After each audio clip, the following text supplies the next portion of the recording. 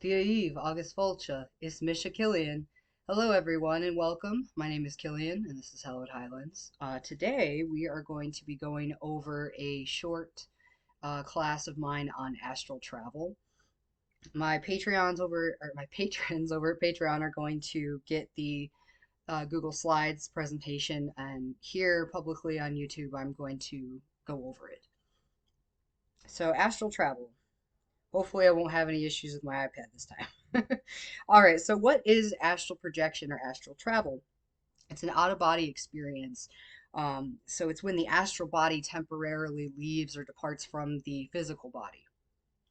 And you travel other planes of existence. And we're going to jump right into why astral travel. You can explore, learn. It is when you travel, it's great opportunities for spiritual growth. Um, there are many different places that are very interesting, and you will meet all sorts of different entities. Um, you can also meet with ancestors, loved ones who have passed away, and other entities, including the gods, depending on which plane of existence you decide to travel to. So, astral planes, it's generally accepted pretty much that there are seven planes. The first is the earthly plane, and this is extremely dense and made of lower vibrations. And this is where we get ghosts or hauntings or recordings of a spirit being stuck on that plane. So when you encounter spirits that are stuck here, either because they don't want to move on or because they may not know that they're dead, but they're stuck on that plane, and those are the sorry. Anyway, second plane. This is the astral plane that consists of two different levels. The lower astral plane, I've been there many times, and it is dark and eerie, and it's not generally a place that you want to be. I've encountered a lot of very negative entities there, ones that want to latch onto me and come home with me. And we'll talk a little bit about what to do if that happens shortly. This is, and I really hope I'm pronouncing this right, but Buddhists typically refer to this lower plane as Bardo, and Catholics usually call this purgatory. So I'm familiar with purgatory because I grew up Catholic. So also, if you're familiar with Edgar Cayce, he was a very famous psychic and did a lot of good for people. He called this the plane of darkness. Souls here are basically cut off from love and hope, and like I said, it can be a very scary place. I personally like to go here when I feel a pull to help a spirit that is there and doesn't want to be there anymore. Um, and if you are looking for kind of like a visual idea of what it's like, if you've ever seen the movie Insidious, it's very similar to The Further. It is just very dark and gloomy and scary. Spirits who reside on this plane are here for intense and deep reflection. These spirits are here because they not all of them, but some of them believed that there would be nothing meeting them after death, and so because they had that belief, they project that, and they get trapped on this plane, and they're met with what they expected, nothingness. The upper level of this astral plane is lighter, and it's more of a halfway station between Earth and the spirit world. And this is a place of high astral traffic. So I like to use this place as like my subway station. I like to go here and kind of use it as like a launching pad to go wherever I want to go. So the third plane, this one is often called the plane of illusion. This is a very beautiful and like idealized like version of Earth. There's no sickness here, and one can manifest what they want instantaneously, which is pretty cool, and I've done it many times. I really enjoy this about this plane. The majority of souls that have manifested their in, or sorry, the majority of souls here have manifested their environment on this level to mirror their religious beliefs on Earth. So again, it's kind of like what I said with the last plane. You're kind of met with what you expect to see you, and you really do craft your reality. This is, like I said, it's a self-fulfilling prophecy. And an example here is, a Catholic expects to see golden gates and St. Peter open them, and it manifests. This sounds all fine and good, but unfortunately, that this leads to a lot of stagnancy, And like I said, spirits are here to learn and grow and reflect so that they can move on. So there are some downsides to being here. The soul must either return to Earth to learn and grow, or it has to learn to move on from the fourth plane and again grow. So you can't escape the growth. The fourth plane is the world of idealized form. All desires for earthly contact pretty much disappear here, and the soul explores beyond the confines of the earthly plane. This expands on thoughts and knowledge. It's a very cognitive plane. You're not held down by wants of things that you like, desires and urges and cravings that you are subjected to here on this plane. Reincarnation is no longer necessary. Dogmas and rigid intellectual structures fall away, and the soul is free to access energies that are not available on lower planes. This is also a plane that the soul is finding true freedom on. I really love being here. I have had many very interesting experiences here, and I like to explore and meet different entities, and I've discovered healing techniques here. I've discovered all sorts of really interesting like spiritual insights here. On the fifth plane, the soul takes the body of a flame or something similar to a flame, and it can travel the multiverse without any physical or spiritual harm. The soul also can grow and maintain its individuality here while also syncing up with its soul group family. Sorry, I said groups. I said something else, but group soul or soul family. So this is spirits who vibrate on the same level and who are, like I said, they're a part of a soul family. So it's really neat on this plane because, like I said, you still have your individuality, but you're also really connected with your soul family here. The sixth plane is generally regarded as the plane of light. This is where evolved souls reside, souls that have experienced all aspects of the created multiverse and have completed their growth process. They have no need for matter or form and exist purely as a white light. I have been here and I have seen other lights, not just white, but yeah, just want to throw that in there. Emotion is absent, and the souls here are very closely rejoined with Source. Now, on the seventh plane and the last plane, this is the plane of the spirit realm, and this is the domain of Source or God or goddesses or however you want to refer to Source. The soul here loses form and becomes one with Source. So, this is your complete return back to Source. Um, I have been here and it's beautiful and wonderful, and I admit like coming back was really hard because it was just so peaceful. I didn't want to leave. um all right, so now we're going to move on to how do you get out of your body. Oh, my screen just flipped on me. So there's many different techniques. I'm just going to give you a couple different ones. There's the roll out technique, which is literally you just roll out of your body. Um so first, before you try any of these, let me back up. I personally like to meditate and like to do progressive muscle relaxation to a point where once I relax fully, I don't feel my body at all. I get to a point in meditation where I don't feel my physical body anymore, and then I get out of my body. So the rollout, like I said, you roll your astral form out of your physical form. There's also this really cool one called like the rope pull. You can visualize a rope hanging down in front of you, and you can just reach up with your astral form and grab onto that rope and pull yourself out of your body.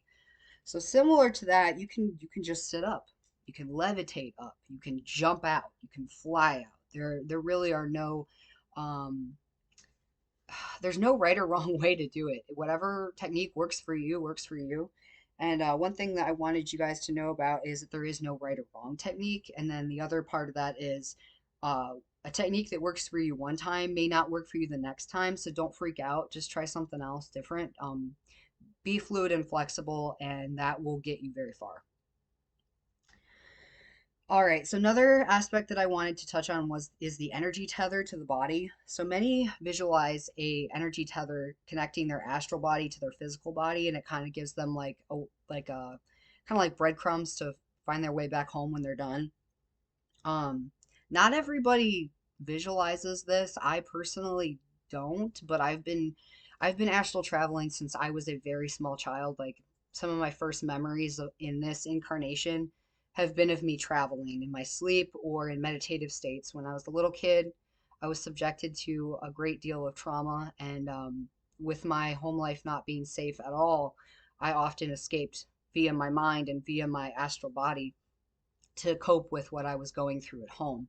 So I've been doing this for a really long time. All right. So this is another important thing that I wanted to touch on, working past your fear and uncomfortable feelings. A lot of us will, a lot of my students have come to me and said, I know I've astral traveled before, but I can't do it again because I had a bad experience, or the feeling of coming up out of my body scared the living crap out of me, and so I sunk back down. This is very common. So I have some tips here that will hopefully help you with that. A lot of people, what they will feel is that they feel this very quick rise up, and then sometimes they'll feel an immediate crash right after that. If you've ever been on a roller coaster that takes you straight up and then drops you, and that whole thing, that's what it feels like to me when this happens. And this can be several different things. The rising up can be you rising up out of your body, and then the falling back down can be you realizing that you got out and it's scaring you, and then you dropping back down because you were terrified. And obviously, if you feel terrified, your astral form is going to go right back down into your physical body. Um, and like I said, this can cause very uncomfortable and even terrifying sensations. It very much does feel like that roller coaster that brings you all the way up and then drops you real fast. Like it feels like that. Sometimes the rise is you rising up, and then the fall is you dropping down out of your body into a different astral plane. And again, this can cause unpleasant sensations, and it's important to ride ride that wave, ride that feeling, breathe through that feeling, and try to push past it, because yeah, if you can't work past that, you're going to pop back into your physical body. You have to breathe and kind of surrender yourself to that feeling, ride it like a wave, and know and trust that it will pass. A story that I have here. Um, One time I was astral traveling in my sleep, and at the very end of the travel, I was in it was almost like a glorified treehouse. And the tree, I mean, we were up like hundreds of feet, and I was with other people, and I was trying to help keep these people safe from something that was down below. But suddenly the tree fell, and it dropped the house that was in it, and I snapped back into my physical form the second my body, my astral form, hit the ground. Um, so I was awoken instantaneously, um, by this feeling of sudden impact. And it was, I won't lie, even for an accomplished traveler like me, it was terrifying. And it took me some time to reorient to my body and kind of calm down from that. So, like I said, do your best to breathe through it and focus on the light within you growing outward and being your protective energy shield. Assure yourself you're safe and that this is astral turbulence. I like to call it astral turbulence because it really does feel like it. Feels like when you're on a plane and you're hitting turbulence, you're bouncing. Trust your higher self and proceed. Be gentle and kind to yourself, because if you beat yourself up like, oh God, I tried so hard and I didn't get out, or I got out only for a second and then came back in, it's going to make it even harder for you to do it again. So please be gentle with yourself and understanding. Everyone has their own process, and sometimes you'll find it very easy, and other times you might find it very difficult to travel. So, and that's okay. Everyone's journey is different. Okay, so some astral travel aids that I wanted to go over: music, drumming, chanting, whatever helps you get into a meditative state is what you want to use. If you need silence, you need silence. If drumming is the only thing that works for you, cool. Find a bunch of drumming and make a long playlist for yourself. Um, I personally like change it up depending on how I'm feeling. Sometimes I listen to like Tibetan monks chanting. Sometimes I listen to drumming. Sometimes I listen to binaural beats. Um, like I said, explore these different auditory aids and figure out what works for you. Position the body in a very comfortable position. You can be laying or sitting. And you can also use other tools to help yourself, like a weighted blanket. Um, I have found that every time I use my weighted blanket, I like instantly am out.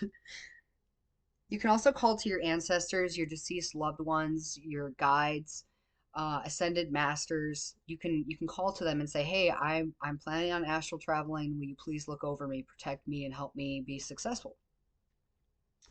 You may also want to decide where you want to go before you start. I don't usually do this. Well, I sometimes do it.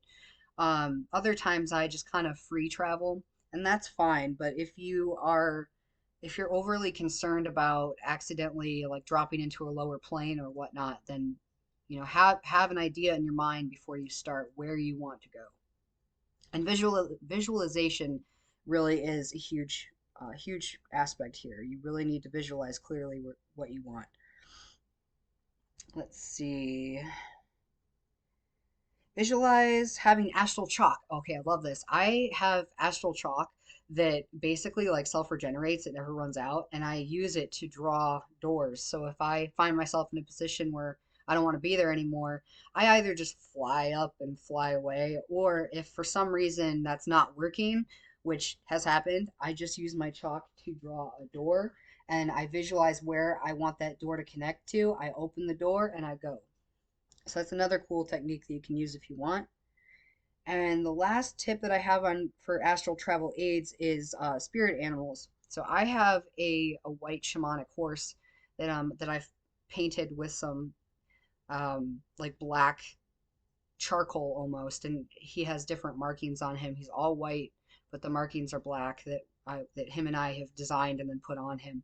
And I ride him when I'm astral traveling, and I really love working with my horse. So that's another option. So traveling and interacting, I have a few tips here. One, remember that all beings that you interact with, they really should be treated with respect and kindness. Treat them the way you want to be treated. Now, obviously, you will eventually run into entities probably that are uh, more negative and want to latch on to you. Um, so, if that happens, obviously you don't need to keep being nice to that spirit. Get away from it. Um, call your deities, call your guides, call your ancestors, and even just strongly speak out. No, get off me. You are not coming with me. Get away from me. You have every right to assert your boundaries. So yeah, be respectful and be kind up until the point where it's not safe to, and then assert your authority. Let's see. Again, don't forget to shine your inner light. Really sense for it inside of yourself first and allow it to grow until it radiates outside of yourself, encasing you in a protective light.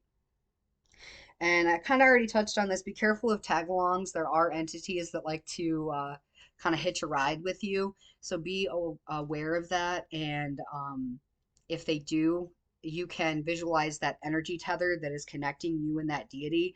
And you can, like, I basically will just immediately manifest a knife and I'll cut that cord so they can't stay connected to me anymore. And if you are not aware of this until you wake up, you can also do that cord cutting as soon as you wake up and realize, I think something's on me.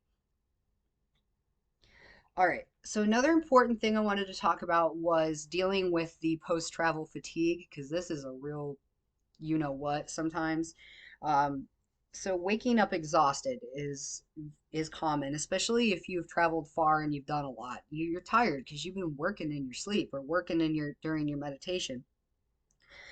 You may even feel pain or see marks on your body when you come back. I have had some very strange experiences with bruises, cuts, red markings that like look like a letter or have looked like other things. Like I've had some very wild experiences upon waking.